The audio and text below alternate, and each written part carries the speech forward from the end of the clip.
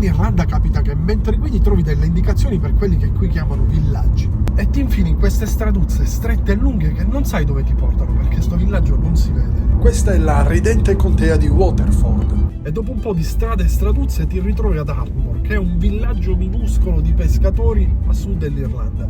Ardmore è il tipico villaggio di mare irlandese, 400 persone, case colorate e una spiaggia che non finisce mai. Però l'acqua è fredda fin dai muore. E se dovesse venirvi voglia di fare una passeggiata lì in fondo dove c'è quella collina, ci sono delle scogliere a strapiombo. Però Ardmore ha una cosa diversa rispetto a tanti altri villaggi, ha una cosa in più. Il suo villaggio di mare Nico Nico ha una delle torri rotonde meglio preservate di tutta l'Irlanda. Le torri rotonde sono strutture medievali tipicamente irlandesi, ce n'erano centinaia, oggi ne arrestarono 18.